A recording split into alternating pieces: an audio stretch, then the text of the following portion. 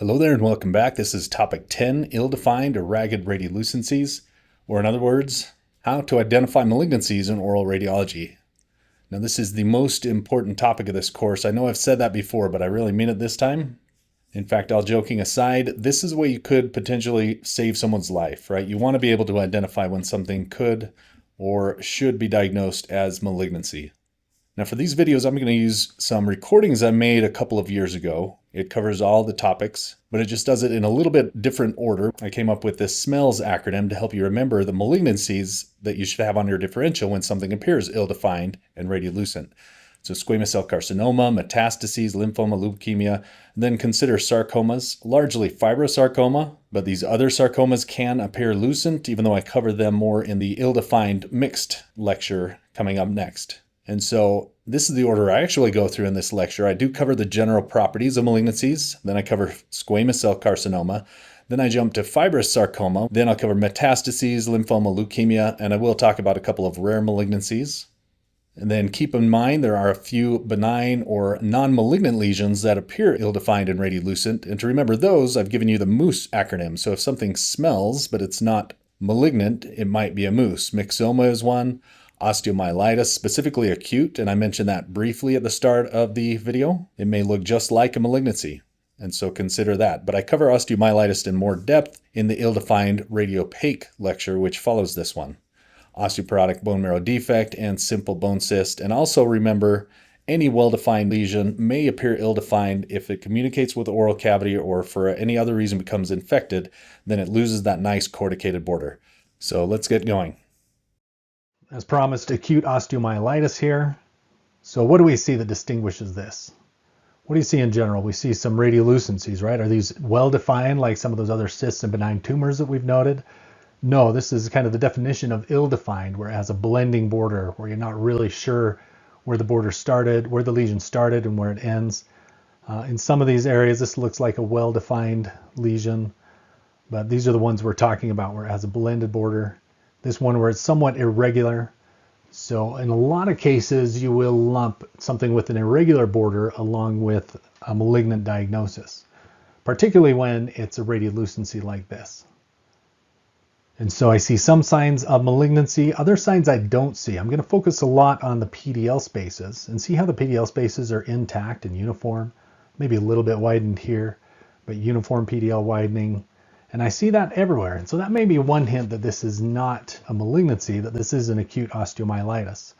But when you see that ill-defined nature of a radiolucency that looks like it's invading into the bone, it is something that should raise those red flags in your head to start thinking this is a possible malignancy. And in fact, I always tell the story of one case that I got. It was a cone beam case, but it looked like a malignancy where it was just really destroying the bone, had an ill-defined blended border, starting to seep around the teeth. And on the differential, I had malignancy first because we wanted to be wary of that. Of course, they did biopsy, and it came back just inflammatory cells. This was a surgeon treating it. So he treated with IV antibiotics, threw everything he could at it, and it would not let up. So ultimately had to treat it as if it were a malignancy. So pretty rare case, but you can get a very aggressive acute osteomyelitis that starts behaving like a malignancy. And in that case I was talking about, the surgeon had to go in and basically resect the mandible. Like I said, he treated it as if it were a malignancy because nothing else would slow it down. So pretty rare. In most cases of osteomyelitis, you're going to see a mixture of acute and chronic, where you have the mix of radiopaque, radiolucent lesions. Remember, sequestra is the hallmark of osteomyelitis. So if you see sequestrum, if you see periosteal reaction, those are certain things that should lead you toward osteomyelitis first on the differential. And so this is just a case of a very aggressive acute osteomyelitis. So now general properties of malignancies, clinical properties. This yellow highlights the typical location of malignancies. We know the tonsillar pillars, the retromolar region they call this, behind the molars, especially in the mandible, but anywhere going up along those tonsillar pillars, the side of the tongue, so the lateral border of the tongue, and the floor of mouth. As we know, those are the most common areas that patients get malignancies. These are typically soft tissue tumors, but because we're talking about the most common malignancy of the oral cavity is going to be squamous cell carcinoma, and that is a soft tissue tumor. And so radiographically, what are we looking at? We're looking at when it invades into bone. There are cases where you get malignancies that arise within the bone. We call that a central lesion if it arises from within bone. And so what distinguishes these from benign lesions is malignancies, of course, metastasize to lymph nodes or distant sites, and that's what makes it malignant, what makes it potentially deadly. Malignancies grow relatively fast compared to other benign lesions that we've talked about, benign cysts or tumors. And so what that does is it destroys bone around the teeth, leaving teeth loosened over a short period of time. The teeth floating in air, maybe you've heard that appearance as a sign of malignancy, not always, but it speaks to the rapid growing property of malignancy to destroy bone around teeth and leave them floating in air. Exposure of underlying bone, so sometimes if you get a soft tissue lesion that's eaten through the soft tissues, you can get exposure of bone. Sensory and motor neural deficits. Why is that different from benign lesions? If you have a cyst or a benign tumor, those tend to grow slowly, and so they push against nerve canals. Even the mandibular canal can be very grossly displaced, and the patient doesn't get symptoms. Contrast that with malignancy here, and malignancy tends to invade into neural spaces, and it tends to interact with those nerves, and that causes pain or paresthesia. So that is not a clear-cut indicator, but a strong indicator that someone has a malignancy. All right, pain and rapid swelling when you rule out any dental cause, you're not your typical swelling or infection case, you should be wary of a malignancy. More common in males, more common the older people get, but obviously that's not exclusive. So take that with a grain of salt. All right, we highlighted the areas, the yellow areas here as common areas to get squamous cell carcinoma, so carcinoma specifically. Sarcomas, however, they can arise within the bone, so within the mandible, posterior of both jaws. Metastatic tumors can really arise anywhere throughout the body, and so you may see that all profusely throughout the jaws, but it is common to occur in the posterior mandible or the maxilla. In some cases, we'll show you cases of where certain malignancies tend to metastasize in the apices, especially of developing teeth. And so I've showed you examples of ill-defined lesions, that border that looks like it's blended, where you're not really sure where it starts or where it ends. But then also you want to think of this ragged, I'll call it a moth-eaten border. Here's a picture of a moth-eaten coat, if you're not sure what moth-eaten means, where you leave little remnants of trabeculae behind, where it really is ragged. That is a sign that it's something, even if you wouldn't describe that as ill-defined, you want to think of lesions that are typically ill-defined, like malignancy, when you get that ragged, destructive border.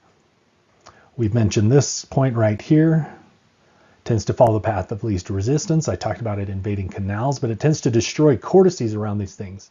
So it tends to eat into the cortices of the lamina dura surrounding the teeth, the cortices of canals, and tends to just destroy those. Whereas benign things tend to displace them and maintain cortices. There are some rare exceptions to this last point here. Some malignancies do cause periosteal reaction, but for the most part, when you see periosteal reaction, what's the first thing that should come to mind? First thing you should think is probably osteomyelitis, because that's the much more common thing that causes periosteal reaction. But we'll talk about some of the exceptions to that. All right, these are little graphics showing different types of how malignancies spread, that ill-defined nature, maybe leaving behind little sparse trabeculae intact. This one hasn't shown it interact with the teeth yet, but down here I like this image because I teach my students all the time. I really have them focus on the PDL spaces when you're trying to distinguish between malignancy or non-malignancy. And if it tends to eat the lamina dura away and leave maybe a similar to trabeculae behind appearance, where it was just destroyed that lamina dura, leaving kind of a halo around the apices, around the roots of teeth, especially if it's somewhat of an irregular PDL space widening, then that's a sign of malignancy. All right, this shows a maxillary lesion as it's eaten through the cortex of the floor of the sinus, and then the soft tissue portion of the lesion extends into the sinus. But you also maintain that kind of ragged trabeculae left behind appearance. In D, this shows in some cases malignancies tend to accumulate at the apices, especially of developing teeth. I would think of leukemia. It's a primary one if it's a young patient and they have developing teeth, but also Langerhans, lymphoma, they can do that. They can develop around the apices of developing teeth. All right, figure E here shows different effects on the cortex. Sometimes it just breaches the cortex with no real periosteal reaction. And in fact, in our carcinomas, in our common malignancies, this is what's going to happen. It just tends to eat through bone. And sometimes you get this onion skin reaction. So I said, you see that type of reaction, specifically, you should be thinking osteomyelitis. But in some cases, Ewing sarcoma, Langerhans, and some of the other rare malignancies can cause that onion skin periosteo reaction. And so if you see the onion skin, don't completely rule out malignancy, especially if it's just purely destructive in the bone, leaving these other signs of malignancies, those sparse trabeculae, remnants of trabeculae that are left behind, irregular pattern. This shows what's called a Codman triangle, which it could indicate infection, but in some cases, similar to the onion skin periosteo reaction, it can be an indicator of a malignancy. And then here's a great sign. If you see this on a board exam or in a patient, that's a kind of a slam dunk, because the first thing you should think when you see the sunray appearance is osteosarcoma. Osteosarcoma is the one that's known to do that. The other one might be chondrosarcoma, which is going to appear very similar to osteosarcoma. It just appears in very certain locations. And then here I've already stated this, but the teeth floating in space appearance, especially when you see those other signs of the ill-defined or ragged border invading the PDL space of surrounding teeth. Because malignancies just like to destroy bone, they tend to leave teeth alone. If they do resorb roots of teeth, which they can, it'll usually resorb it from the periphery and leave spike-shaped roots of teeth. And how does that differ? A little thought question for you. How does that differ from a benign tumor or a cyst when it resorbs roots of teeth? Because those are even more likely to resorb roots, specifically benign tumors, amyloblastoma. Dentigerous cysts like to do it as far as cysts. OKC can do it. But when a benign tumor or cyst resorbs teeth, it follows that straight pattern, that slow growth of the benign tumor, slow and straight, maybe, a gentle curve across. And so it doesn't do that spiked root shape, but a benign thing does more of a flat, straight line resorption across the roots of the teeth. Okay, real quick on this slide here, just imaging modalities for detecting malignancy. You should know that intraoral has the best revolution of all the different modalities we use. Panoramic is a great quick overview. It shows certain structures, but not all. Great view of the maxillary sinus floors and borders, so you can assess those and make sure that none of those borders have eroded from some potential lesion. CBCT, benefit of this is the 3D analysis, better determine the extent of the tumor. To some degree, you can see the soft tissue extent, but if you really need to see soft tissue extent, you're going to want to go with one of the medical modalities. Medical CT or multi-slice detector CT can show soft tissue extent better than cone beam CT, and MRI is the choice for soft tissue. It really delineates various soft tissue from others, and so it can show perineural spread, involvement of lymph nodes. What I didn't mention here is PET, so positron emission tomography.